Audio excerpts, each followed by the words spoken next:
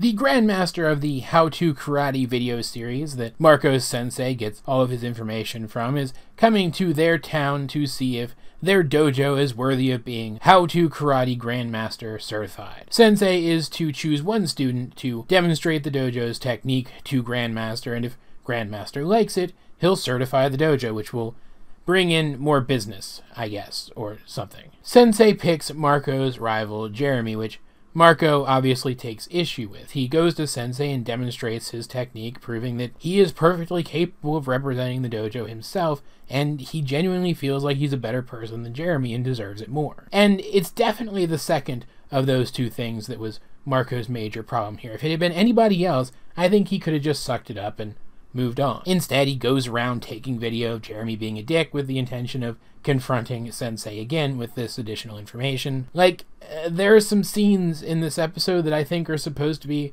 some of the humorous scenes of the episode where Jeremy's just being a dick to people, and I didn't find it funny. I, in fact, hated them. He's just a thoroughly unlikable person, and this episode makes him more unlikable than he's ever been before. He goes out to represent the dojo in front of Grandmaster, and the audience watching hates it because he's being such a little prick. It's only because Grandmaster nodded off during Jeremy's demonstration that he certifies the dojo at all, to save face and pretend like he actually saw what was happening. It is, of course, revealed by the end, this is something you can see coming from a mile away, especially considering one of the set pieces in this episode, that Jeremy, being from a rich family, basically keeps the dojo going entirely on his own, and that's why he was picked. That Sensei doesn't really think that Jeremy's better than Marco, that he especially doesn't think that Jeremy's a better person than Marco, and Sensei even tells Marco that they're friends, which